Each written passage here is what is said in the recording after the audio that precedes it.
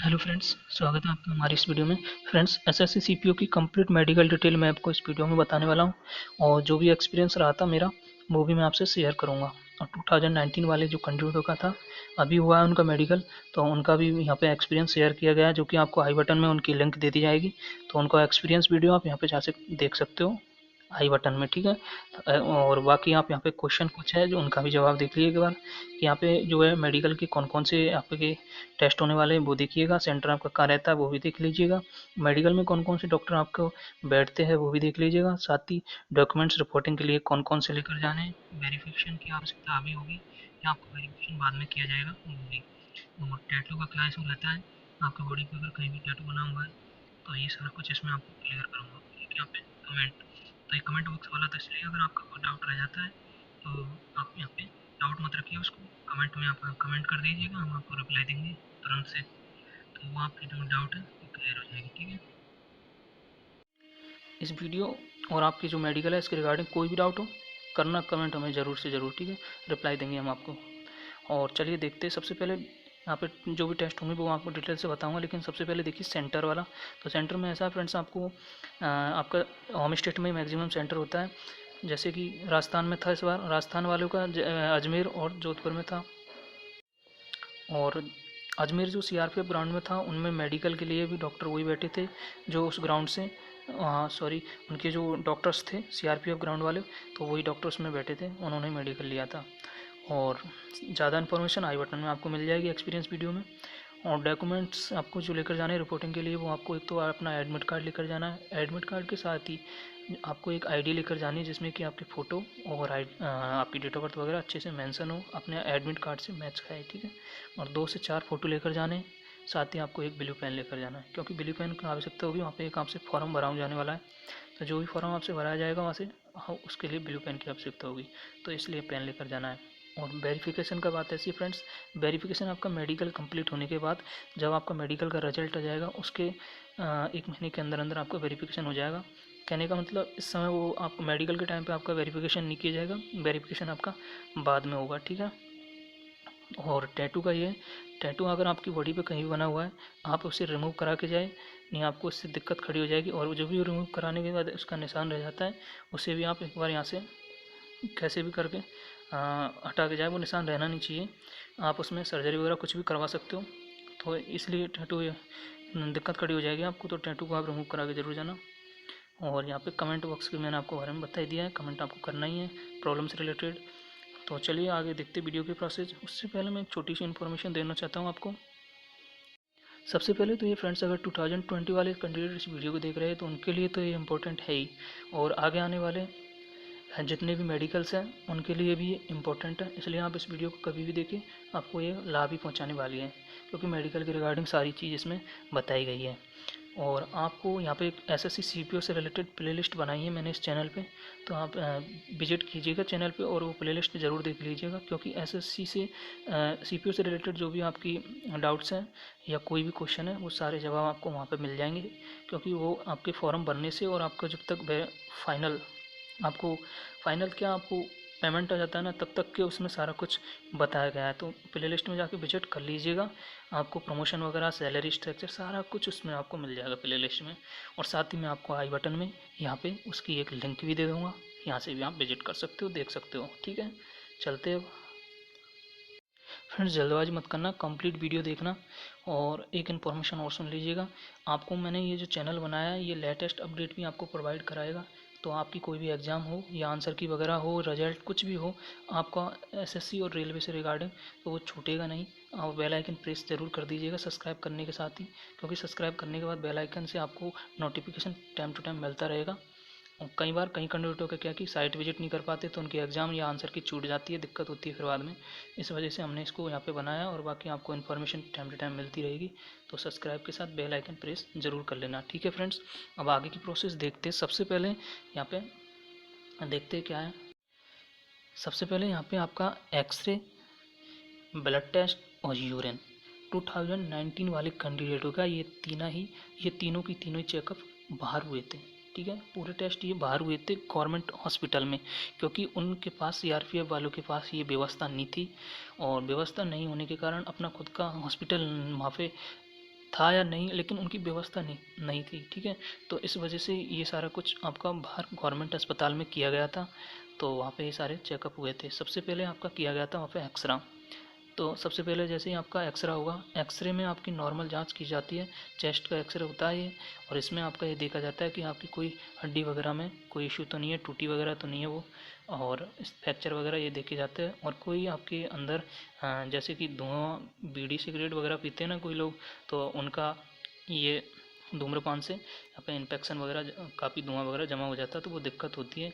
तो टीबी के लिए भी यहाँ पे चेस्ट के लिए ये एक्सरा काम आता है। टीबी वगैरह भी उससे चेक की जाती है, ठीक है।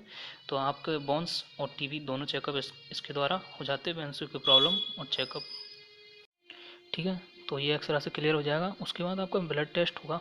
ब्लड में आपका हीमोग्लोबिन और ये भी बाहरी होगा हीमोग्लोबिन, और इसमें आपका शुगर लेवल देखा जाता है, ठीक है, ब्लड टेस्ट में। तो ये भी आपका नॉर्मली होगा। अगला आपका यूरिन टेस्ट होता है फ्रेंड्स। तो यूरिन टेस्ट में आपको हमेशा पानी पीना है, मैंने बताया ही आपको। तो पानी पीते रहना है आपको। जैसे आप एंट्री करो तो आपको पानी पीते रहना है हमेशा से वहाँ पे। तो इसलिए यूरिन टेस्ट में आपको कोई भी दिक्कत नहीं आएगी, ये नॉर्मली सारा कुछ हो जाएगा आपका क्लियर। तो यूरिन में सबसे ज़्यादा यही मायने रखता है कि आप पानी पियोगे तो आपकी यूरिन में कोई प्रॉब्लम नहीं आने वाली, ठीक है। तो इस तरीक़ा से खूब पानी पीना है आपको।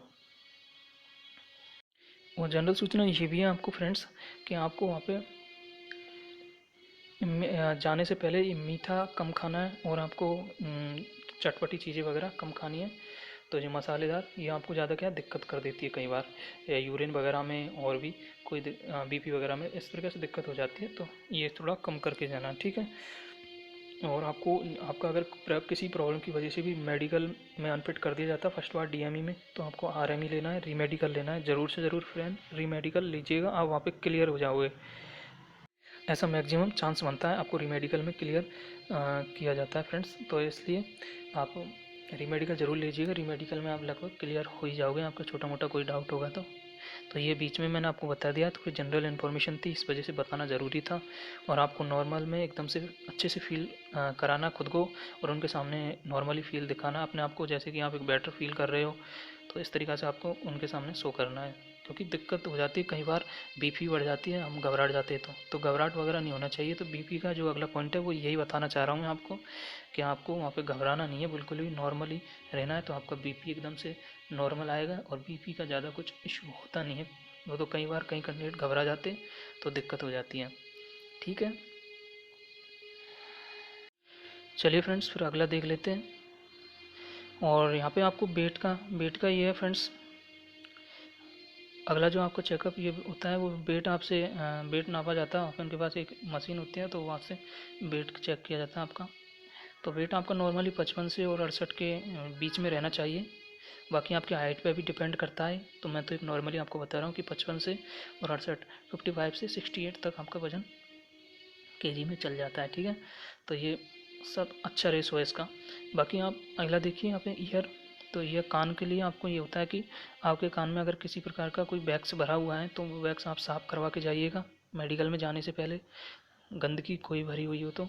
और आपको इसमें पर्दा भी चेक किया जाता है कि आपके पर्दा में कोई दिक्कत तो नहीं है, कोई सूजन या कोई पर्दा वर्दा ख़राब तो नहीं है, फट रहा हो इस वजह से।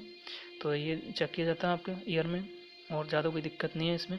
बाद माउथ में आपके टीथ चेक किए जाते हैं। ये इसमें आपके 3 से 4 अगर कोई प्रकार से ख़राब भी है तो चल जाते, कोई दिक्कत नहीं है, या नीवी है तो भी चल जाते फ्रेंड्स।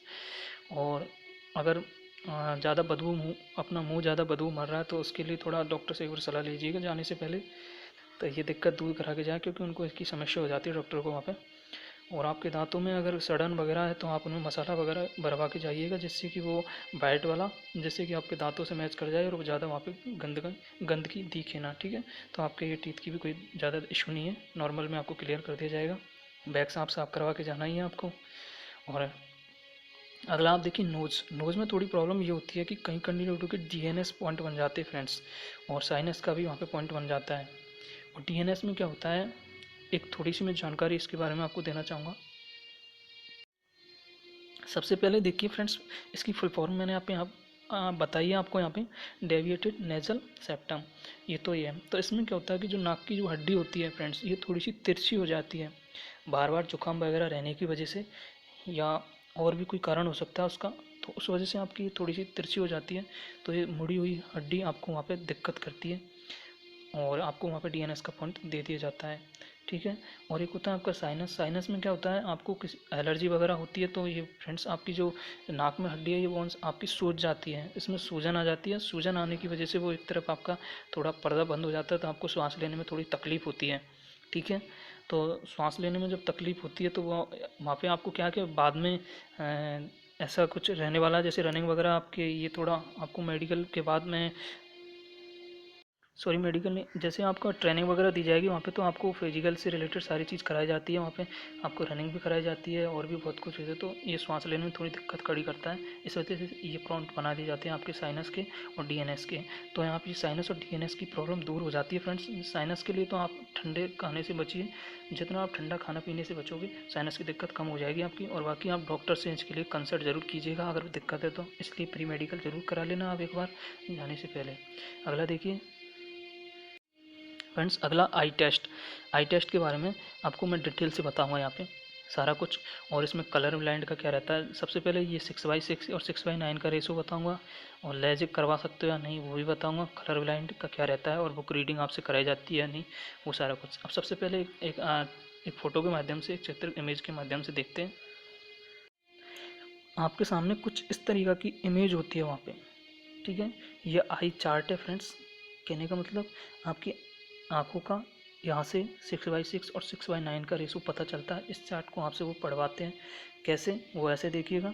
सबसे पहले आपको वो यहाँ पे, जैसे कि अब मैंने एच पे रखा, यहाँ पे वो अपना फिंगर रखते हैं और पूछते हैं कि ये जो सिंबल है, साइड में रखते हैं इसके, और ये पूछते हैं कि ये जो सिंबल है वो कौन सा है। आपको थोड़ी दूर खड़ा कर दिया जाएगा और वहाँ से आपसे पूछेंगे कि आपको करीबन 10 से 15-20 फीट के आसपास, 15 फीट मान के चलिए, इतनी दूरी पे खड़ा कर दिया जाएगा और आपसे पूछा जाएगा एक आंख बंद करके कि ये जो है वो क्या है, कौन सा सिंबल है, ठीक है, क्या लिखा हुआ है यहाँ पे।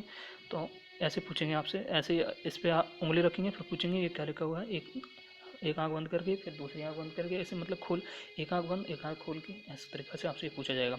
और ऐसे ही आपका हिंदी में होता है। और एक चार्ट और है फ्रेंड्स जो आई के लिए बहुत ज़्यादा इंपॉर्टेंट है।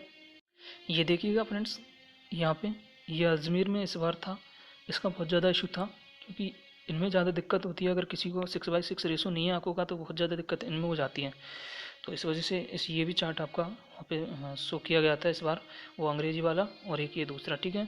तो इसमें आप देख लीजिएगा, इसमें भी ऐसे ही उंगली रख के पूछा जाता है कि ये वाला जो पॉइंट है इसमें कितनी टिप बिंदियाँ हैं, यहाँ पे कितने डॉट्स हैं, तो इस तरीके से यहाँ पे पूछा जाता है, ठीक है फ्रेंड्स। और बाकी ये सिंबल वाला है, जैसा भी आपका रहता है आप देख के जाइएगा और अच्छे से आपका चेकअप करवा लीजिएगा एक बार।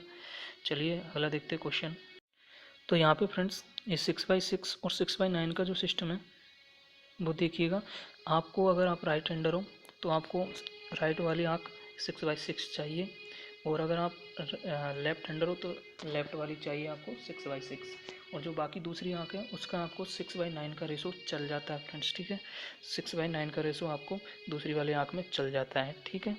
तो इस तरीक़ा से होता है आपका 6/6 और 6/9 का।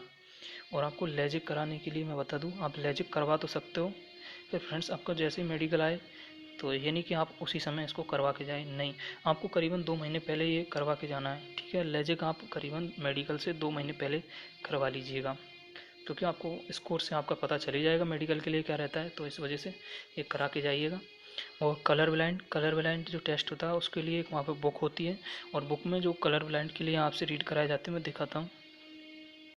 कलर ब्लाइंड के लिए आपसे यहाँ से ये जो कुछ सिंबल दिए गए हैं इनमें से पूछा जाता है, और इनसे आपको कलर ब्लाइंड के लिए कैसे, कि यहाँ पर देखिए इसमें क्या लिखा हुआ है ये आपको पढ़ के दिखाना है उनको। और कलर ब्लाइंड में ऐसे होता है, इसमें क्या लिखा हुआ है, इसमें क्या लिखा हुआ था, उनके पास काफ़ी मोटी बुक होती है उसमें से वो पूछे जाते हैं, ठीक है। तो आप देखिएगा, आपको जैसे कि इसमें कितना लिखा हुआ है ये आपको दिख रहा है या नहीं दिख रहा है, कमेंट बॉक्स में हमें बताइएगा। तो इस तरीक़ा से आपका कलर ब्लाइंड का वहाँ पे टेस्ट किया जाता है। और कलर ब्लाइंड के लिए एक चीज़ और, यहाँ पे ये देखिए, ये भी आपसे पूछा जाता है। इसमें आपको एक पेन दिया जाता है कागज़ के बना के, या कोई और दूसरा एक आपको दिया जाता है, जिससे कि आपसे पूछा जाता है कि आप इसको यहाँ पे चलाइए कि ये जो सिंबल है वो इधर किधर किधर होके जा रहा है, ठीक है।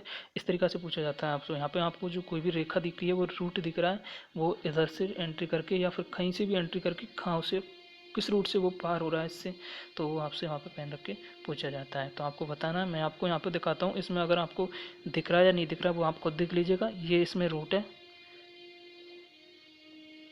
तो इस तरीक़ा से आपको बाहर निकल जा रहा है, ठीक है।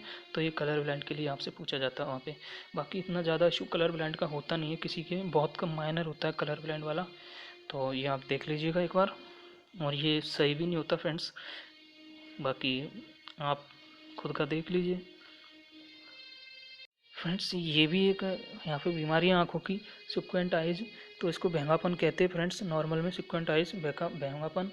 तो यहाँ पे आधी खुली आँखें, या तो कम जो आँखें खुली हो या फिर खुली तो हो, लेकिन यहाँ पे देखिए नीचे वाला जो दिया गया है इमेज ये एकदम सही है, और इसमें देखिए आँखों में डिफेक्ट है।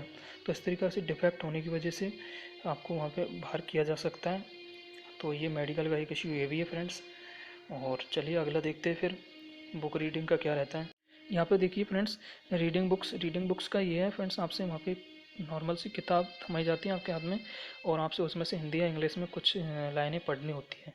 तो आपकी जो स्पीड रहती है उस पर भी थोड़ा फोकस करते हैं कि ये अटक अटक के पढ़ रहा है स्पीड से, तो उनको थोड़ा आंखों में, अगर आपने इससे पहले अगर कहीं भी छुपाना चाहिए हो आंखों की रिलेटेड कोई भी समस्या, तो वो आपको यहाँ पे सामने आ जाएगी। इस वजह से आपसे ये रीडिंग करवाई जाती है, बुक के बारे में पढ़ाया जाता है थोड़ा सा। चलिए फ्रेंड्स, ये था आपकी आंखों का। अगर आपके इसके विषय में कोई भी क्वेश्चन हो तो आप हमें कोई भी क्यूरी कमेंट सारे कुछ आप हमें कमेंट करके बताइएगा। हम कमेंट में आपको रिप्लाई करके सब कुछ इसको डिटेल से एक्सप्लेन कर देंगे, ठीक है। हमारा एक्सपीरियंस इस तरीक़ा से रहा था वहाँ पे, बाकी आप खुद देखिएगा, मैं आपको इस वीडियो में सारा कुछ बताऊँगा।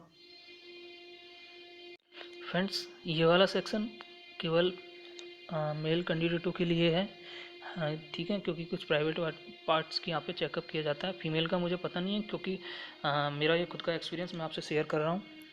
तो ठीक है, इस तरीक़े से यहाँ पे पहले आप देखिएगा, आपको कमरे में करीबन या तो 10-10 के बैच में, या फिर मतलब आपको मैक्सिमम बैच में ही बनाया जाता है, ठीक है। 10 या 20 के जो भी बैच आपका बनता है उसमें वहाँ पे आपको कमरे में, ठीक है, चेकअप किया जाता है ये। और वहाँ पे जो चेकअप करते हैं तो आपसे बोल दिया जाता है कि अंडरवियर आप नीचे कर लीजिएगा।